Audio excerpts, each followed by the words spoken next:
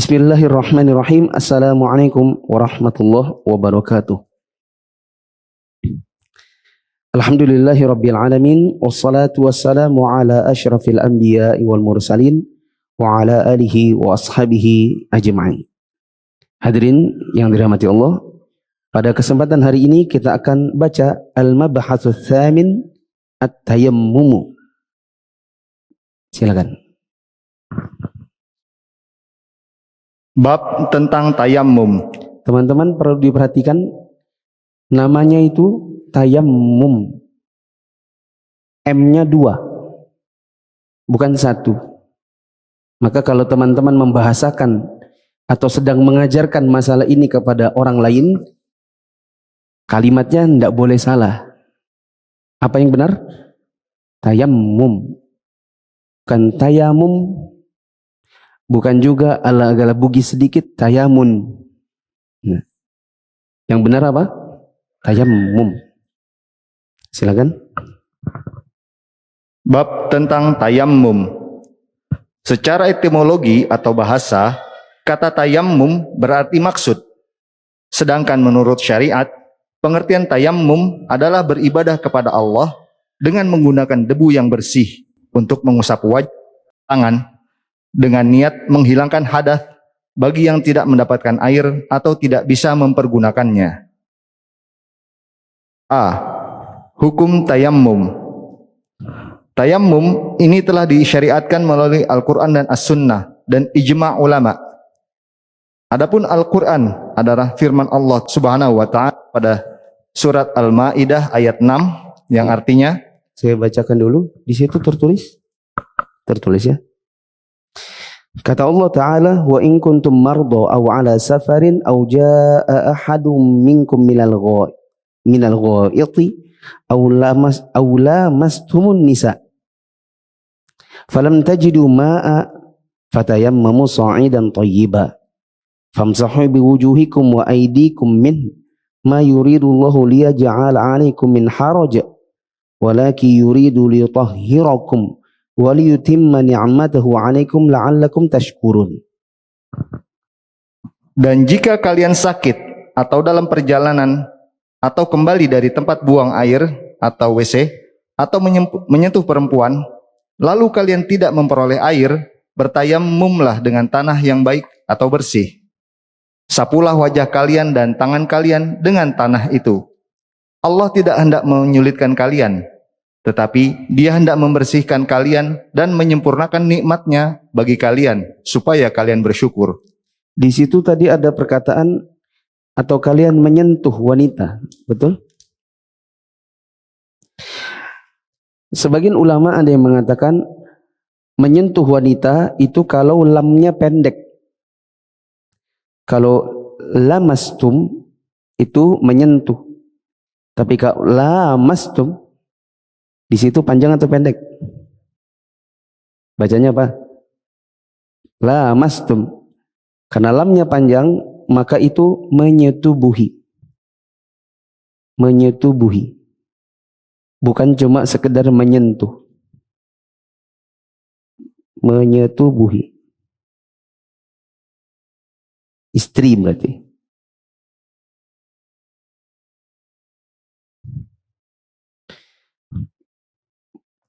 Teman-teman perlu ketahui, lamastum an-nisa di sini, inilah salah satu hal yang diperselisihkan para ulama tentang menyentuh wanita itu membatalkan wudu atau tidak. Kalau ya sebagian ulama mengatakan kalau lamnya pendek, maka menyentuh wanita itu membatalkan wudu. Kalau lamnya panjang, berarti menyentuh wanita, sekedar menyentuh wanita tanpa syahwat itu tidak membatalkan wudu. Yang membatalkannya adalah menyetubuhi. Dan yang benar bacaannya apa? Lamas, sehingga panjang.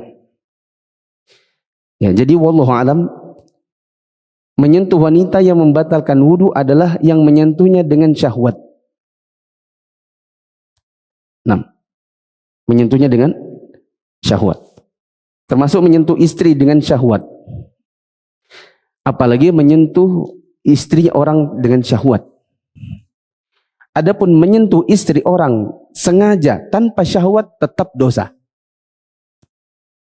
Salaman sama istri orang meskipun tanpa syahwat, kalau sengaja maka tetap berdosa. Nah, lanjutkan. Sedangkan as-sunnah terdapat hadis yang jumlahnya sangat banyak. Di antaranya adalah hadis Imran bin Husain radhiyallahu anhu. Dia bercerita, kami pernah berada dalam perjalanan bersama Nabi SAW. Lalu beliau sholat bersama orang-orang. Setelah selesai sholat, tiba-tiba beliau melihat seseorang yang menyendiri dan tidak sholat dengan orang-orang. Beliau bertanya, apa yang menghalangimu, hai fulan, untuk sholat bersama orang-orang? Dia menjawab, wahai Nabi Allah, aku dalam keadaan junub dan tidak ada air. Beliau bersabda, hendaklah engkau menggunakan debu atau tayammum, karena itu sudah cukup bagimu. Menurut ijma' para ulama, telah sepakat dengan pensyariatan tayammum. Ya. Sudah kita bacakan ayat dan hadis yang melandasi tayammum. Ada laki-laki yang tidak ikut sholat, ketika ditanya oleh Nabi, dia bilang dia sedang junub dan tidak dapat air. Maka Nabi SAW mengatakan, alaika bis-sa'idi fa innahu yakfik. Harusnya cukup bertayamum dengan tanah atau debu, dan itu mencukupimu untuk yang tidak usah mandi. Mandinya diganti dengan apa? Tayamum. Nanti insya Allah mungkin akan dapat babnya, tapi teman-teman harus ingat dulu, tayamum itu menggantikan wudu dan menggantikan mandi dengan cara yang sama.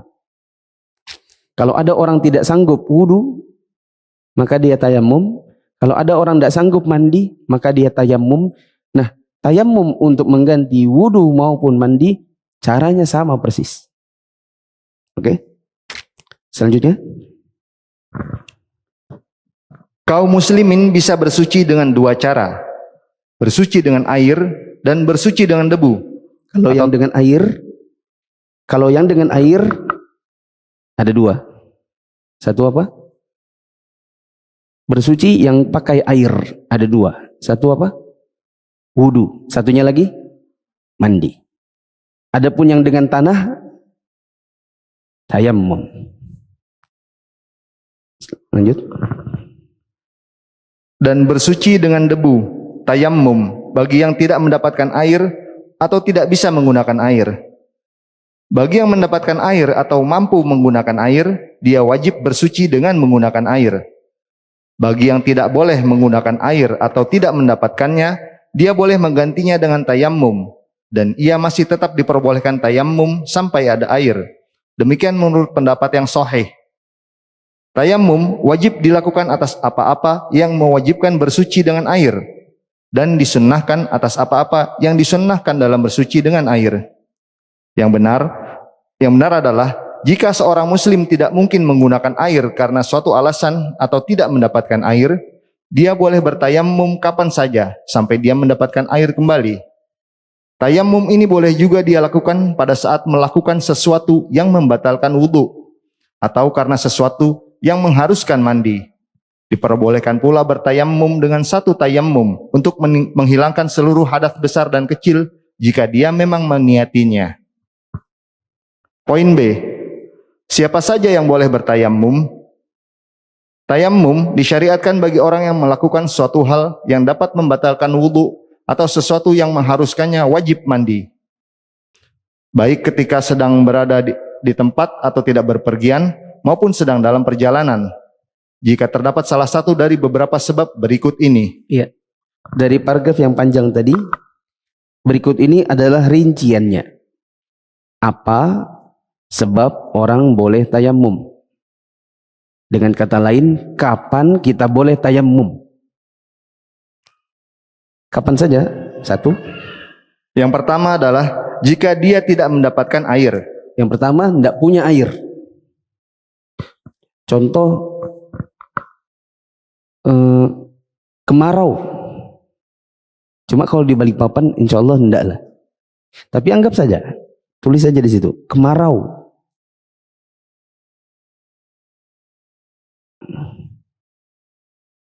Dulu kita Balikpapan tahun 90 mungkin ada ya. Sekarang ini tidak ada lagi insya Allah. Ya, kemarau. Sehingga nggak ada air. Kalaupun ada air itu cukupnya buat minum. Minta tetangga bilang nggak ada air juga Pak. Kami ini juga, aduh susah air. Bapak di rumah nggak ada air. Ada sih tapi cuma buat minum. Kalau kami pakai wudhu habis air, nggak ada yang bisa diminum. Ya, ini termasuk nggak ada air. Berarti lengkapi situ ya. Tidak ada air atau ada tapi tak cukup.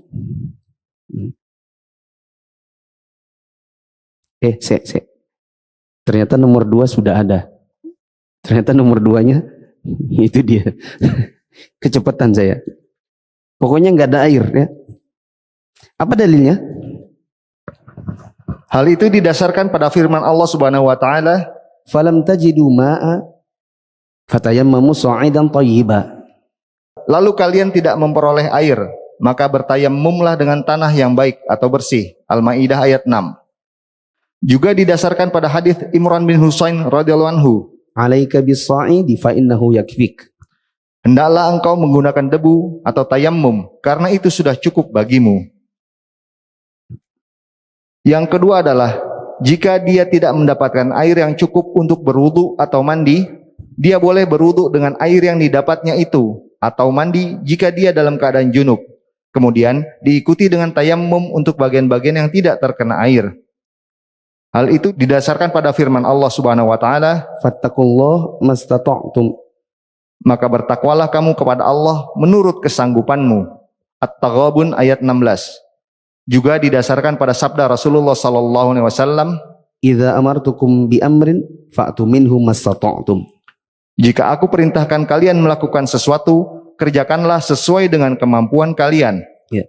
Ini contohnya tadi ada air, tapi kalau mau dipakai buat wudu, apalagi mandi habis. Ya. Itu ada cuma sedikit. Itu pun cukup buat minum. 6.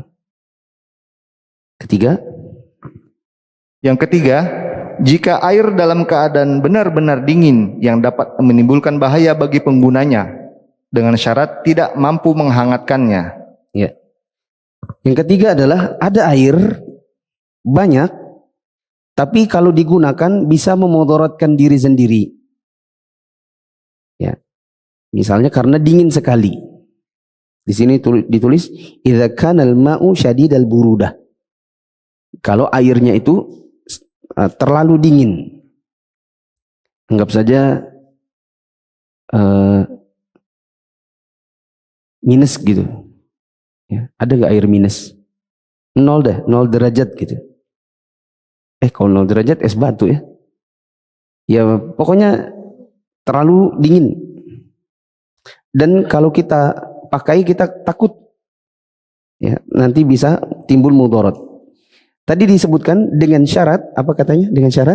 Dengan syarat tidak mampu menghangatkannya. Dengan syarat tidak mampu menghangatkannya. Tapi kalau di rumah ada kompor, maka tidak boleh tidak wudu. Misalnya ditanya, kamu sudah wudu? Salat subuh? Enggak, tayamum aja. Kenapa tayamum? Dingin. Emang berapa derajat? Pokoknya dingin aja. Nah kan ada kompor, bisa dipanaskan. Bisa dicampur nanti dengan air dingin, jadi kita bisa berwudu dengan air hangat. Kalau memang bisa dengan air hangat, maka tidak boleh tayamum. Nah, ini nanti beda ya dengan kasus orang sakit. Nanti untuk kasus orang sakit, insya Allah datang setelahnya. Apa dalil untuk nomor 3? Hal itu didasarkan pada hadis Amr bin Al-As radhiyallahu anhu. Dia bercerita, pada suatu malam yang sangat dingin ketika dalam perang Dzatus Salasil, aku bermimpi namun aku takut jika mandi aku akan jatuh sakit. Aku pun bertayamum, kemudian mengerjakan salat subuh dengan sahabat-sahabatku. Setelah kami tiba di hadapan Rasulullah SAW, mereka menceritakan peristiwa itu kepada beliau. Beliau bersabda, "Wahai Amr, apa benar engkau telah salat dengan sahabat-sahabatmu sedang dirimu dalam keadaan junub?" Lalu aku beritahukan kepada beliau halangan yang membuatku tidak mandi. Dan kukatakan, aku ingat Allah Azza wa Jalla berfirman, "Dan janganlah kalian membunuh diri kalian. Sesungguhnya Allah adalah Maha Penyayang kepada kalian." An-Nisa ayat 29. Rasulullah SAW pun tertawa dan tidak mengucapkan sepatah kata pun. Ya. Amru ibn As karena terlalu dingin airnya dan ketika itu dia tidak sanggup untuk memanaskan airnya, maka dia cuma tayamum. Sahabat-sahabatnya yang tahu perbuatan Amru ini melapor kepada Nabi dan setelah dijelaskan maka Nabi cuma tertawa. Tertawanya Nabi ini pertanda apa? Pembolehan. Nah, sekali lagi yang perlu distabiloi di situ syaratnya ya. Syaratnya tidak mampu memanaskan atau menghangatkan. Nomor 4. Yang keempat, jika pada seseorang terdapat luka atau sakit, jika penggunaan air oleh seseorang akan memperparah penyakit atau memperlambat kesembuhan, maka diperbolehkan bertayamum. Ya. Yang keempat adalah ada sakit atau ada luka yang kalau berwudu atau mandi memperlama atau memperlama atau bahkan memperparah. Contoh ada orang, antum boleh tulis di situ, luka bakar. Luka bakar yang parah. Atau sakit apa ya? Yang tidak bisa begitu. Meskipun airnya dihangatkan pun dia tidak bisa. Sakit apa begitu? Cacar. Cacar begitu ya? Cacar. Ya. Meskipun airnya hangat sekalipun dia tidak sanggup pakai air. Dokter bilang jangan mandi ya katanya. Nah, maka ini boleh tayamum saja. Apa dalilnya? Hal itu didasarkan pada hadis Jabir bin Abdullah dan Ibnu Abbas radhiyallahu anhuma bahwasanya ada seseorang yang terluka pada masa Rasulullah SAW. Kemudian dia bermimpi sehingga dia bertanya kepada para sahabatnya, "Apakah saya mendapatkan rukhsah atau keringanan untuk bertayamum?" Para sahabatnya itu menjawab, "Tidak." Lalu dia pun mandi sehingga dia menemui ajalnya. Kemudian berita itu sampai kepada Rasulullah SAW. Beliau bersabda, "Mereka telah membunuh orang itu. Mudah-mudahan Allah membinasakan mereka. Andai saja mereka bertanya lebih dulu jika tidak mengetahui. Sesungguhnya obat penyembuh keraguan itu adalah bertanya. Sebenarnya cukup baginya untuk bertayamum." Ada seorang laki-laki yang punya luka. Lalu ya, luka ini parah begitu. Harusnya tidak boleh kena air. Tapi dia bermimpi. Lalu dia tanya sama sebagian sahabatnya, apakah saya punya rukhsah? Apakah saya diberikan keringanan untuk bertayamum saja? Orang-orang itu bilang, enggak, kamu harus mandi. Maka mandilah dia. Karena fatwa mandi dari teman-temannya ini dia lakukan, maka dia pun meninggal. Ketika hal ini didengar Rasul, maka Nabi SAW mengatakan, qatalahumullah. Mereka itu dengan fatwanya sudah membunuh temannya. Semoga Allah memerangi mereka. Harusnya apa kata Nabi? Innama kana yakfihi an yatayammama. Harusnya cukup baginya untuk bertayammum. Kelima, jika seseorang terhalang untuk mendapatkan air karena ada musuh. Stop. Yang kelima yang juga membolehkan tayamum adalah kalau ada air, tapi untuk mencapai air itu tidak sanggup karena di situ disebutkan. Pertama ada adu, ada musuh. Contohnya lagi kerusuhan kampung. Kemudian dia di rumah itu kalau mau wudu harus keluar rumah. Sementara kalau dia keluar rumah, takut-takutnya misalnya ada panah langsung nancap di mana begitu. Di sini kah, di sini kah, di sini kah. Ya, karena lagi kerusuhan. Atau tiba-tiba pedang melayang, hilang kepala. Ini ada musuh. Yang kedua ada hariq. Ada kebakaran. Ya, cuma saya tidak bisa bayangkan kalau ada kebakaran kayak apa contohnya. Kenapa dia tidak lari saja? Pergi ke masjid begitu. Ya, di situ apa tulisannya? Yang kedua? Ya. Apa ya maksudnya ya kira-kira? Oh, ada kebakaran jadi fasilitas rusak semua. Kebakaran kan paling 3 rumah, 4 rumah. Numpang masjid yang lain gitu. Nggak bisa. Kamu kenapa nggak wudu? Oh ya saya tayamum aja habis kebakaran. Ya, Pak. Nggak bisa dilogikakan kalau di kita sekarang ya. Nah, tapi ya inilah yang disebutkan oleh penulis. Yang ketiga apa di situ? Ada pencurian. Nah, apa maksudnya pencurian itu? Saya enggak, Pak. Saya tidak bisa memberikan contoh kalau ada pencurian lalu enggak bisa wudu. Saya enggak paham.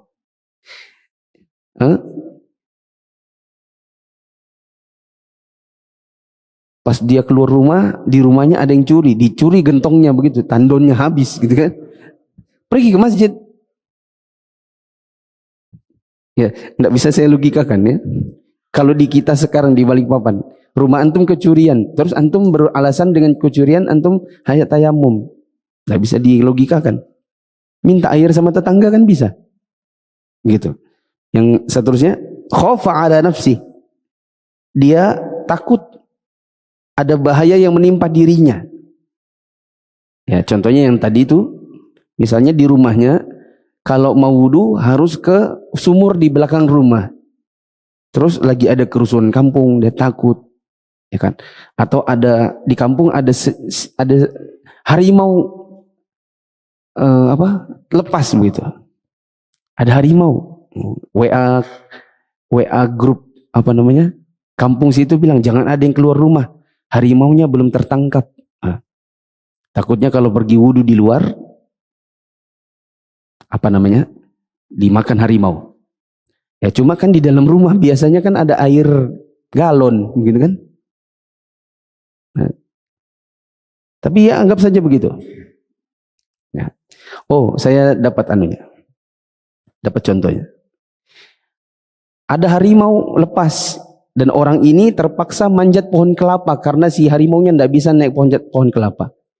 Di atas sudah jam zuhur, itu harimau masih di bawah. Sampai asar harimaunya masih di bawah. Bagaimana dia mau wudu? Jadi wudu di atas pohon kelapa. Wudu apa? Tayamum. Apa yang ditepuk? Ya, batang-batang pohon. Siapa tahu ada debu-debunya. Itu mungkin. Terus atau dia takut akan hartanya. Ya. Selanjutnya baca dulu.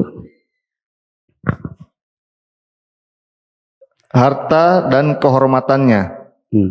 Terus? Atau karena sakit yang menjadikannya tidak mampu bergerak dan tidak ada seorang pun yang mau mengambilkan air untuknya. Nah, ini dia. Terus fahuwa kal'adim. Hukum yang berlaku padanya adalah seperti orang yang tidak mendapatkan air sama sekali. Nah, ini baru cocok. Di zaman kita mungkin ada. Au kana maridhan la yaqdiru 'alal harakah. Dia sakit, yang sakit itu tidak mampu baginya untuk bergerak. Apa ini? Sakit apa yang tidak mampu bergerak?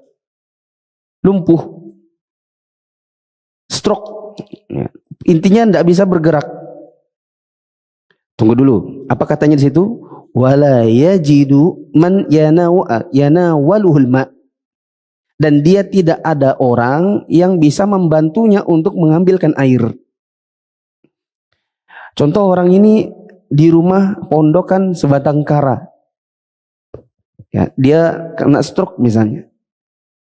Lalu tidak ada yang membantunya. Atau ini orang lagi naik gunung. ya, jadi mapala misalnya, terus tersesat, teman-temannya ke jalur yang mana, dia tersesat sendirian. Lalu misalnya anggaplah disentup tawon gitu, atau dicakar beruang, gitu kan? Hilang kakinya, beruangnya makan kakinya aja. Di situ dia tidak bisa bergerak. Ya Allah, tolong saya ya Allah. Tapi di atas kepalanya matahari lewat-lewat. Oh, ini waktu zuhur ini waktu maghrib ini. Ya sudah subuh ini, belum ada yang nolongi saya. Saya sholatnya bagaimana ya? Mau menggapai air tidak bisa, karena nggak ada kakinya. Mau merangkak juga nggak bisa. Maka dia, ya tangannya mungkin menepuk tanah, kemudian dia tayamum. Begitu. Adapun kalau kita punya teman atau saudara yang menunggui, misalnya karena kita di rumah sakit, ya, kita stroke, nenek kita stroke, dia tidak boleh bertayamum bila ada keluarganya yang mampu mengambilkan air. Ya.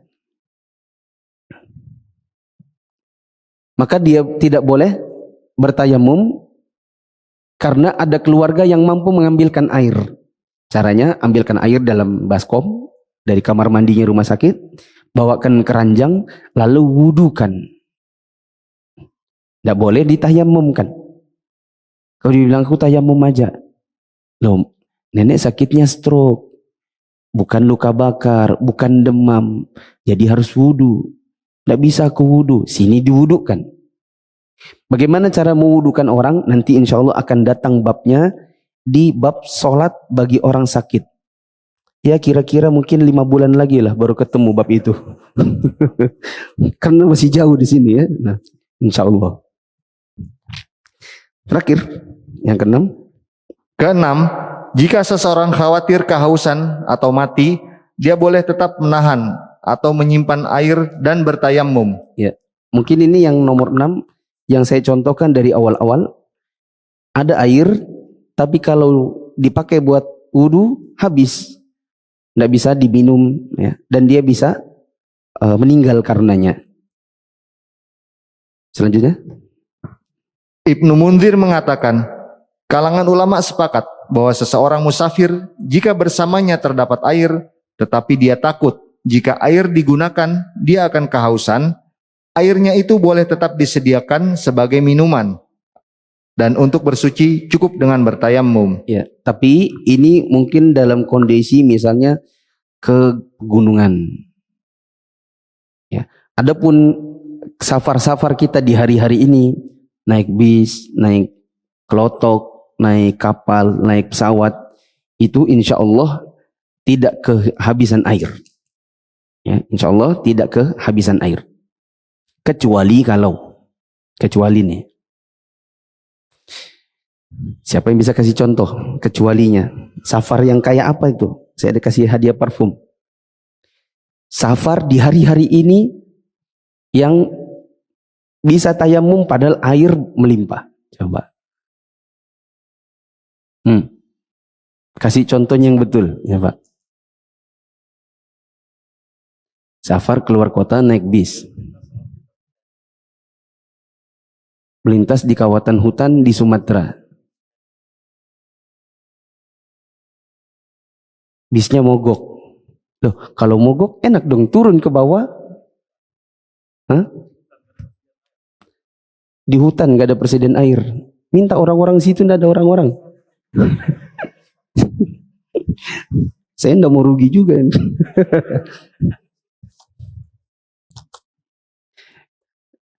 Ya, ini yang pakai bis, yang pakai pesawat. Coba, siapa yang bisa kasih contoh? Yang pakai pesawat. Jangan bilang umroh, lokal. Gimana itu? Ada yang tahu? Nggak ada.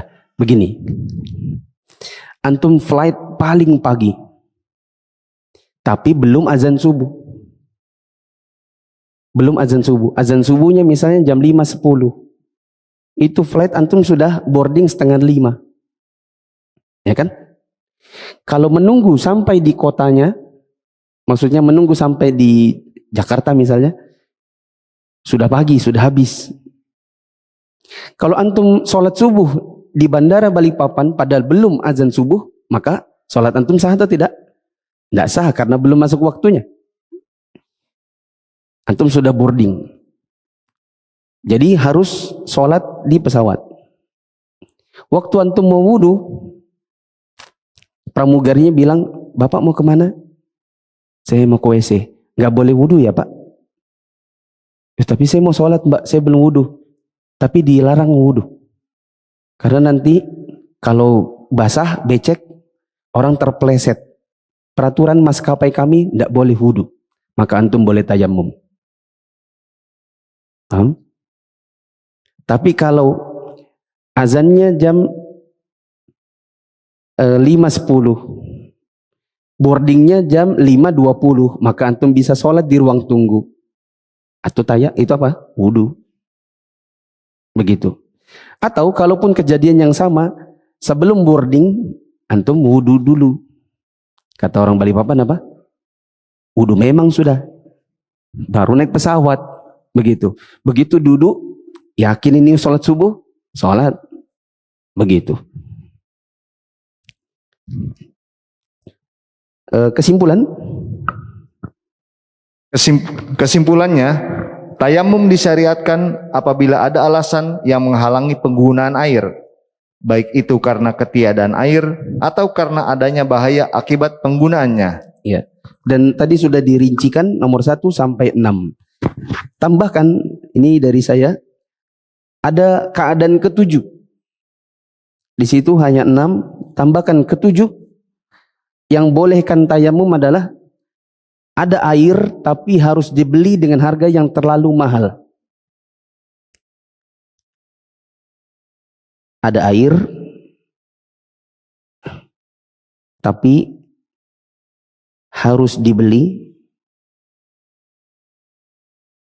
dan harganya terlalu mahal.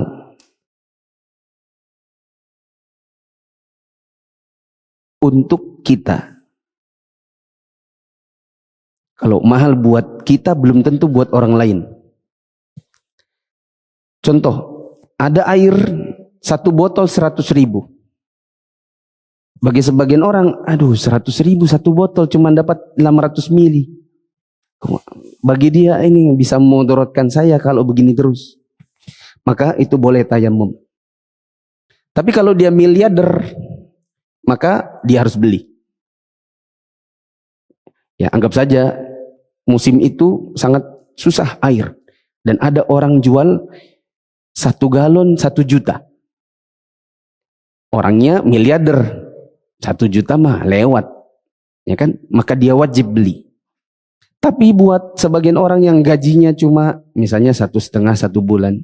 Kalau dia harus beli, kasihan dia. Maka dia boleh apa? Tayamum. Terakhir, bab C. Salisan kaifiyatut tayammumi wa sifatuhu. Poin C, cara dan sifat tayamum. Yang pertama, berniat. Berdasarkan sabda Nabi SAW, amal perbuatan itu tergantung niat. Tempat niat itu ada di hati, sehingga tidak perlu dilafazkan. Ya. Pertama, cara tayamum adalah niat. Niatnya apa? Di sini tidak dituliskan. Kenapa tidak ditulis? Karena tayamum itu bisa mengganti baik untuk hadas kecil maupun hadas besar, baik untuk wudu maupun mandi. Maka terserah antum waktu itu mau ngapain. Tayamumnya karena apa? Oh, saya mau tayamum karena saya tidak bisa wudu. Berarti antum niatnya niat mengangkat hadas apa? Kecil. Oh, saya ini mau mandi junub, cuma mau mandi junub tidak ada air sama sekali. Maka ini tayamumnya adalah untuk mengangkat hadas besar. Dan kata penulis, wa mahalluha fil qalb, atau wa mahalluha al qalbu, tempatnya itu di hati. Ya. Fala yatalaffazu biha, maka tidak perlu dia orangnya ini melafazkannya. Adapun kita dulu kecil, mungkin di SD itu diajarkan sama guru agama, nawaitu tayammuma li raf'il hadatsil asghari lillahi ta'ala. Maka ini sesuatu yang tidak perlu. Kedua, menyebut nama Allah Subhanahu wa taala yaitu dengan mengucapkan lafaz bismillah. Nah, yang kedua baca bismillah. Yang ketiga, menepukkan kedua telapak tangan ke debu yang bersih dengan sekali tepukan, lalu mengusapkan kedua telapak tangannya itu ke wajah. Kemudian dilanjutkan dengan mengusap kedua tangannya dari ujung jari sampai ke pergelangan tangan, dan pergelangan tangan itu ikut diusap. Hal itu didasarkan pada hadis Ammar radhiyallahu anhu. Dia bercerita, Nabi SAW pernah mengutusku untuk suatu keperluan. Ammar di situ Ammar bin Yasir. Ammar di situ Ammar bin Yasir.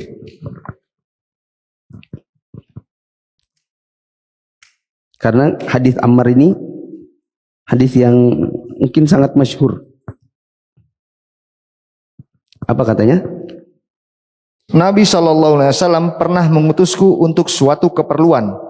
Lalu aku mengalami sesuatu yang membuatku junub. Tetapi aku tidak mendapatkan air. Aku pun berguling-guling di tanah sebagaimana binatang berguling-guling. Setelah itu, aku mendatangi Rasulullah SAW dan menceritakan peristiwa tersebut kepada beliau. Beliau SAW bersabda, sebenarnya Innama kana yakfika an taqura biyadaika hakadha. Sebenarnya cukup bagimu untuk melakukannya dengan kedua tanganmu seperti ini. Selanjutnya dia menepukkan kedua tangannya sekali tepukan lalu meniupnya. Baru kemudian mengusapkan kedua tangannya ke wajahnya. Sementara dalam lafaz Muslim disebutkan, lalu dia menepukkan kedua tangannya ke tanah, kemudian mengebaskannya, dan selanjutnya mengusap wajah dengan kedua telapak tangannya. Jika debu yang melekat di telapak tangan terlalu banyak, perlu ditiup atau dikebaskan dahulu. Nah, cara yang ketiga adalah menupukkan tangan, kedua telapak tangan yang putih ke debu atau tanah. Ya, tergantung, bisa debu, bisa tanah. Debu ini misalnya antum di rumah sakit, lagi sakit yang tidak bisa kena air, maka antum bisa menggapai debu-debu di bawah ranjang. Tapi tidak usah diusap begini, bukan begini, bukan dihusap, gitu. Tapi cukup di apa? Ditepuk. Kemudian dikatakan tadi, kalau debunya terlalu banyak, maka boleh ditiup. Dan boleh juga dikebas. Dikebas itu gini. Atau gini. Adapun gini, habis. Tidak jadi tayamum. Begini saja. Gitu. Atau ada juga orang yang pakai nampan. Di dalam nampannya itu dibawakan tanah. Tanah diambil dari luar, dibawakan ke kamar pasien. Ya, maka itu juga boleh. Ya, ditepuk. Kemudian kalau tadi terlalu kotor, ditiup. Kalau sudah, diusapkan ke seluruh wajah. Wajah itu dari mana? Nah, itu babnya di bab wudu ya. Wajah itu mulai dari tempat tumbuhnya rambut di bagian atasnya jidat. Kalau botak, rambutnya tumbuhnya dari sini, maka tetap yang sini. Ya. Misalnya botak kepalanya setengah, di depan tidak ada rambutnya, maka perkataan saya tempat tumbuh rambut maksudnya yang tumbuh rambut normal. Adapun botak bukan dari atas, ya, bukan sampai atas. Ini tetap kepala, bukan wajah. Ya. Kalau ditanya wajah, mana wajahmu sampai sini? Luar biasa juga. Tempat tumbuh rambut normal sampai dagu. Itu tadi adalah vertikalnya, batas vertikalnya. Adapun batas horizontalnya mulai dari tonjolan telinga kanan sampai ke tonjolan telinga kiri. Berarti kira-kira wajah antum itu segini. Itu wajah. Oke? Kalau ada kacamata, kacamatanya copot dulu. Kalau ada masker, maskernya copot dulu. Diusapkan ke seluruh wajah. Berapa kali? Tadi disebut berapa kali? 1 saja. Selanjutnya, tidak wajib menepuk. Tidak wajib menepuk 2 kali, tidak perlu. Boleh saja dari wajah itu langsung. Yaitu batasnya jari jemari sampai ke pergelangan tangan. Dan yang diusap cuma telapak yang hitamnya aja. Yang atasnya saja. Ini namanya punggung telapak tangan. Jadi seperti ini. Kemudian punggung telapak tangan kiri. Sudah, itu doang. Tidak ada kumur-kumur, tidak ada. Mengumur debu, tidak ada ya. Cuci kaki pakai debu, tidak ada. Dan saya pernah lihat itu. Waktu saya umroh, seingat saya umroh pertama kayaknya. Umroh pertama 2009. Saya sama istri. Nah, di pesawat itu kan ada tempat duduk tengah ya kan. Nah, tempat duduk tengah itu ibu-ibu semua. Kita perhatikan pas mereka tayamum, mereka menepuk kursi di depannya. Oke, sudah. Habis itu muka. Tapi mereka itu saling lihat-lihatan. Jadi kayaknya tidak ada yang tahu empat-empatnya ini, tapi saling berijtihad. Bagaimana gitu. Jadi habis muka, telapak tangan. Sampai siku. Habis itu kepala. Habis itu kaki. Ya. Mungkin karena belum belajar. Nah, jadi coba kita praktekkan. Anggap saja antum tidak pakai kacamata ya. Anggap saja tidak pakai kacamata dan anggap saja tak pakai masker. Coba tepuk debunya. Terus antum ngapain tuh, berdoa kah? Apa? Tiup. Kalau apa? Kalau terlalu kotor. Nah, setelah itu usap wajah. Rasakan betul wajahnya yang mana. Termasuk berarti di atas-atasnya hidung ini ya. Nah, setelah itu punggung tangan kanan, punggung tangan kiri.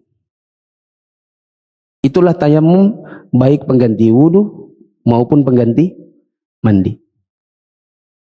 Nah, sebagai penutup ada ringkasan. Kalau kita tidak bisa atau ada halangan tertentu untuk wudu ataupun mandi, maka kita bisa mengganti dengan tayamum. Hukumnya adalah disyariatkan baik dengan Al-Quran, Sunnah maupun ijma' para ulama. Bersuci itu ada 2 macam, ada yang pakai air yaitu wudu dan mandi, dan ada yang pakai tanah yaitu tayamum. Kapan seseorang boleh bertayamum atau apa sebab-sebab kita bisa bertayamum? Di antaranya adalah tidak ada air sama sekali. Yang kedua adalah ada air tetapi ada kondisi di mana kita tidak bisa melengkapi mandi atau wudu. Tapi jujur saya tidak menjelaskan nomor 2 ini tadi dengan detail sesuai dengan yang tertulis, karena sebenarnya ada khilaf di antara para ulama dan saya tidak setuju dengan pencampuran antara wudu dengan tayamum, mandi dengan tayamum. Tapi nanti insya Allah kapan-kapan saja dibahas. Karena nanti kalau dibahas terlalu panjang. Yang ketiga, ada air tapi terlalu dingin dan apa tadi katanya? Tidak sanggup untuk menghangatkan. Yang keempat adalah ada luka atau sakit yang kalau kita nekat wudu atau nekat mandi, maka sakit ini bisa tambah parah atau paling tidak tambah lama. Yang kelima, ada kondisi kalau kita mau wudu, airnya ada. Bisa kalau mau wudu atau mandi, tetapi ada kondisi yang kita khawatirkan menimpa kemudaratan pada diri kita atau harta kita atau hal-hal lainnya. Seperti karena adanya musuh atau ada mara bahaya atau ada binatang buas dan lain-lain. Yang keenam, ada kondisi di mana kalau kita menggunakan air untuk wudu atau mandi, kita bisa mati Karena persediaan air yang ada itu sebenarnya hanya cukup untuk minum. Yang ketujuh, ada air, tapi apa? Harus beli dan harganya terlalu mahal untuk kita. Ya, maka itu berlaku untuk kita saja. Untuk orang lain yang harga itu bagi dia tidak terlalu mahal, maka dia wajib wudu. Untuk tata cara tayamum, pertama berniat mengangkat hadas kecil atau besar sesuai dengan tayamum ini pengganti apa? Pengganti wudu ataukah pengganti mandi? Lalu baca bismillah, tepukan tangan ke tempat yang ada debunya atau tempat yang ada tanah yang suci, kemudian ditiup atau dikebas-kebas bila apa? Terlalu kotor. Yang penting bukan ditepuk-tepuk lalu menghilangkan tanahnya atau debunya. Setelah itu diusapkan ke seluruh wajah satu kali, punggung tangan kanan satu kali, punggung tangan kiri satu kali. Itu saja. Wallahu a'lam bishawab. Demikian, subhanakallahumma wa bihamdika asyhadu an la ilaha illa anta astaghfiruka wa atubu ilaik. Wassalamualaikum warahmatullahi wabarakatuh.